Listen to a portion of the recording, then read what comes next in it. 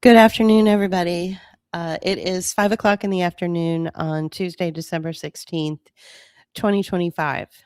Obviously, I'm not on camera today.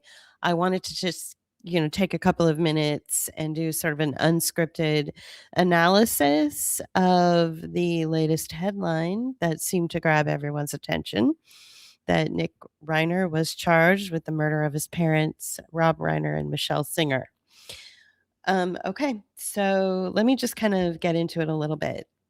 Rob Reiner was known as, I think his name was Michael. I forget, but he was Archie Bunker's son in All in the Family back in the 1970s. He is the son of Carl Reiner, who is of Hollywood royalty, going back to probably the 40s and 50s, maybe. He married Penny Marshall in 1971. And Penny Marshall also comes from Hollywood royalty, with her father being Gary Marshall. So they were married for 10 years.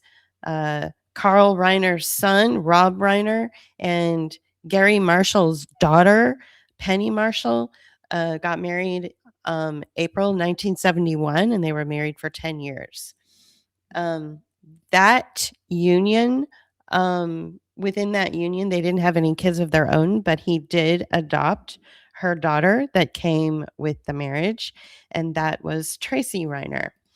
Tracy Reiner, I'm not sure who her father is, but Tracy Reiner um, is now considered is absolutely considered Hollywood royalty, given the fact that she was adopted by Rob Reiner. So that meant that the famous Carl Reiner would be her grandfather.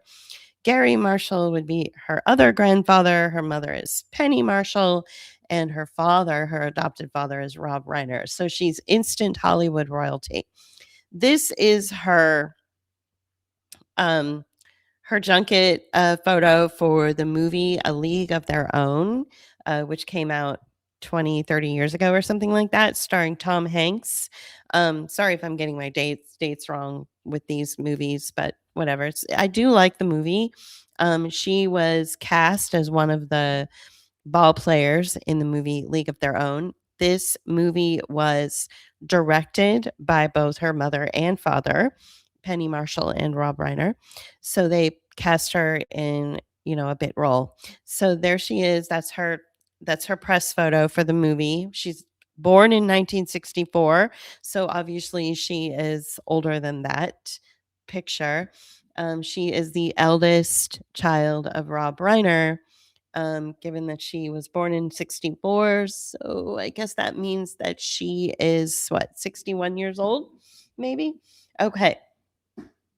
Then let's go on and talk a little bit more about Reiner himself. Obviously, the director of The Princess Bride, director of League of Their Own. Um, he also directed and had a bit part in When Harry Met Sally. Um, he was in that iconic show from the 70s called All in the Family. So he is a director and an actor, right? Yeah, but he also, in 2017, he funded, to the tune of at least $100,000, the committee to investigate Russia. And he sat with a whole bunch of cutouts on the advisory board, including James Clapper, the former director of national intelligence, Michael Hayden, the former director of the CIA, the Leon Panetta, the former Secretary of Defense. So these are state cutouts that he was on an advisory board for the committee to investigate Russia. This was back in 2017 or so, when everybody was having a lot of concern about Russia influencing the elections. He also, um, let's see, he had he had an opinion about the Charlie Kirk uh, event. He, unlike his cutouts and some of the other liberal folks in Hollywood, he had a much more passionate and emotional response to the situation when he said that he felt absolute horror watching this thing go down. So he was clearly starting to open up about, um, maybe looking at things from the other side of the aisle. So I feel like, he was supposed to be a thing and he wasn't really sure where his commitments lied, and he wanted to be everything to everyone everywhere all at once. And this makes for a very difficult and challenging uh, trust factor when you are sitting on an advisory board with a bunch of powerful cutouts.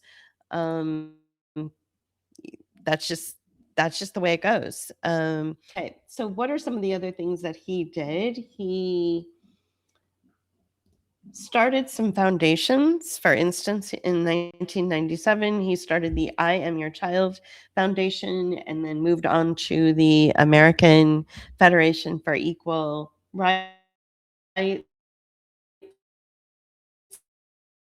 in 2008. Coming up, his wife as well was also part of these foundations.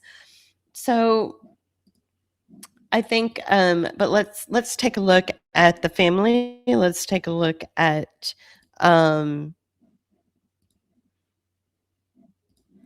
where is the family? Here we go. So we are looking at, this is his oldest daughter. Obviously, this is his oldest daughter. Um, Here he is with his wife and then his three kids that he had with her, Jack, Romy, and Nick. So here we are, Hollywood royalty, first daughter, golden child. Look at the looks on this guy. He looks like he could be a Kennedy. I mean, he's got a perfectly symmetrical face. He looks like he's born for politics. Oldest son, so obviously the most favored, another golden child. And then the second son comes along and he's overshadowed by the first two. He cannot compete with Hollywood royalty and golden boy good looks. He simply cannot compete with that. And he is overshadowed and feels as if he is ignored in the family and then resorts to drug addiction in order to ameliorate his pain. And from the age of 15 up until he was, oh, I don't know, at least 21, maybe a little bit older, he was in over a dozen rehab facilities and under psychiatric care for the better part of his life. One thing about him is that he is not very well known, and neither is his younger sister, also a golden child, simply because she's young and beautiful at age 28. But one thing about him, I think that people don't realize, which I found by doing a quick advanced Google search, um, is that he not only was he ignored within the family of origin, but he was also ignored on the internet. If you go to an option in Google, it's called Google Explore. You can actually type in different regions. So, for instance, you can do worldwide and then you can do all these different countries. So, as you can see, and then you can put in a date range. And I wanted to see who was researching him between January 1st, 2024 and December 16th, 2025. And the only country that I found that did any kind of research on him was Israel in September of 2024. Nobody had done any research on this guy. Nobody had Googled his name at all the way up until September 24, when for that month alone, for some reason, Israel blipped on the radar. and wanted to research him. This is straight out of Israel. After that, the the investigation into him goes cold until just the other day or just yesterday when everything spikes off the charts because of what happened. Um, about I don't know when it was. Let me see if I can do a quick query on this. When did Rob Reiner do the JFK podcasts? So Rob Reiner also was starting to really kind of break out of his role as a cutout when he did a series of podcasts on Apple, where he went into great detail about who was behind JFK, the JFK assassination. Um, and so these were Apple podcasts, a series of Apple podcasts that were done in November of 2023. So where he goes into incredible detail about the who was behind the assassination of JFK. He talks about how it was the CIA. He talks about the mob involved, and he gives all the receipts and all the details. Now, you and I know sort of anecdotally, and we know just through the process of discovering these things over the last 30 or 40 years of our lives that the CIA and the mob were involved. Of course, it's no big deal. So I think that Reiner felt it was a safe bet to go and have this really open, candid discussion in a mainstream format on Apple Podcasts that would reach a wider group of people than just like maybe those conservatives that had been wanting Trump to release the JFK files. Suddenly you've got this like diehard liberal, this well-loved liberal in Hollywood who's kind of speaking the same language. So again, he seemed to be like moving off the script, right? It's what it kind of felt like he was doing, which makes him a threat. If you are somebody like Rob Reiner and you have amassed, $200 million throughout your career, you become a powerful person with a lot of influence. So his son, Nick, being the scapegoat, was forced into psychiatric care and forced into rehabilitation. Every time he was put into one of these rehab centers, he was forgot about. Basically, the family just um, totally forgot about him. And every time he would look at them sideways, or every time he would say a thing, or every time he would want to have any kind of real conversation with them, they would just say, up, back to rehab you go. So this is very similar to how a famous Kennedy treated his own daughter who had a mind of her own and wanted to be creative and wanted to really express herself. He just went and had her lobotomized. So this is where I'm going to get into that kind of language. When you are an addict, typically you're not violent. I have come across addicts. There are lots and lots of addicts in San Francisco. I lived there for many years.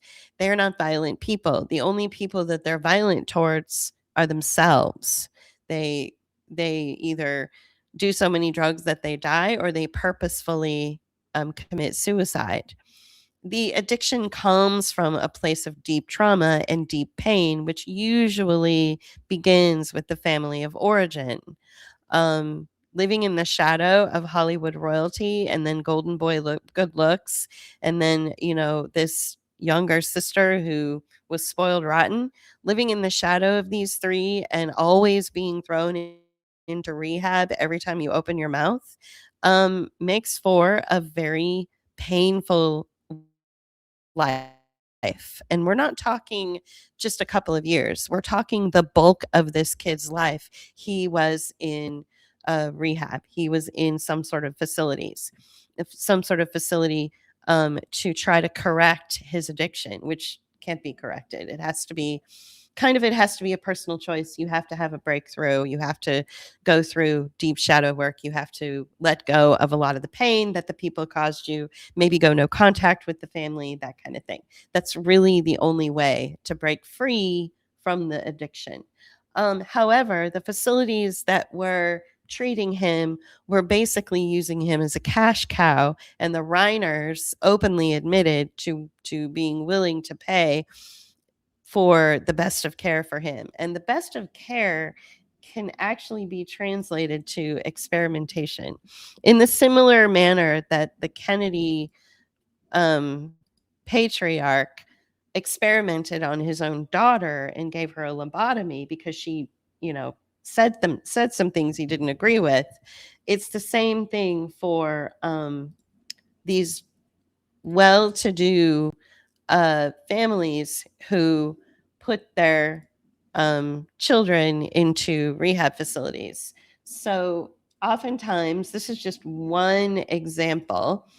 The therapeutics that are used in order to rewire the pathways in your brain in the hopes that you will no longer be an addict are, for instance, psilocybin is used, which is LSD. And we all know that the CIA has a history of using LSD in order to get people to do a thing or say a thing or be a thing or whatever. I mean, this is common knowledge. So my feeling is that if you go back to the September 2024 little tiny spike in interest in Nick Reiner from Israel, that we should probably look at that. Why was Israel so interested, at least going online and researching Nick Reiner? That's an interesting and I'm just repeating facts. I'm just repeating what is. I'm just basic. You guys can go to Google history and look it up yourself. It's really easy to do. I'm not I saw the little spike on the graph. You saw it as well. So it's no longer beneficial for um cutouts, a group of cutouts, when one of them goes astray. It used to be, like, for instance, it happens in corporations and it happens with politicians and it happens with individuals who go rogue. You usually have to hire mercenaries and pay them a lot of money to do a deed, like sit on the top of a roof and take someone out, or drug somebody, and or something, or a random drive by, whatever. And but you no longer have to do that, is what I'm saying, is that you can actually take the scapegoat of the family who has a history of thinking or being different, and you can scapegoat them enough that they feel that they have no choice but to um, go to drugs to ameliorate the pain that the family causes them. And then within that system, you are then targeted for rehabilitation, experimental drug therapies, all with the understanding that um, these will be helpful to reconnect the pathways in your brain so that you can get over your addiction. So I guess, when it comes out that Nick Reiner, it's already come out that Nick Reiner was in rehab and under psychiatric care since he was 15 years old, and that it was at least 17, 18 different times that he was in and out of these facilities. It tells me that his parents were basically just trying to hide him, just trying to throw him away, and that these facilities were using him as a cash cow. And when Rob Reiner actually did a movie with him a couple of years ago called Being Charlie, which explores the complicated and contentious relationship that scapegoats have with their narcissistic parents, and how Rob Reiner was legitimately trying to figure out why this relationship had not healed. Um, I think that it put Rob Reiner on the radar, and so rather than, maybe get a mercenary, they used the son and all of the experimental drugs that were done to the son through his rehab, in and out of rehabs, all these, rehab facilities his whole life. Um they were able to create an event that was used to tell a story, right? So this kid, basically what I'm saying is, this kid never had a chance. He never, ever, ever had a chance. I mean, he was set up to fail from the beginning. He was disappeared by the family. He was used by the system to, as a cash cow for all these different really expensive rehabilitation facilities. He was most likely experimented on, at least for a decade or more. He never had a chance. So that's my opinion about him being charged today. Sure, I'm sure that he committed the act, but then there's always a story behind it. There is another individual who has um, a similar story where he was used by a system. He was uh, basically thrown under the bus by the family. I mean, and his name was Nicholas Cruz. And the scapegoat here, Nick Reiner, his sister apparently was the first person to say, um, my brother did it, and then next thing you know, TMZ says a thing, and then next thing you know, People says a thing, and it's like within 30 seconds to 5 minutes, the entire internet was basically saying that this scapegoat of the family, who'd been in and out of experimental rehab facilities almost his entire life, was the one who committed the murder. Um, so that's where I am with this, and that's this broadcast. That's what I wanted to say. Okay, I want to thank you for listening, and hopefully I'll be coming back to discuss, more things with you later on in the week. Bye. You can help us continue our work by becoming a patron at patreon.com/Book of Hours, or leave us a one-time donation at paypal.me/Book of Hours, or you can use Cash App. Thank you.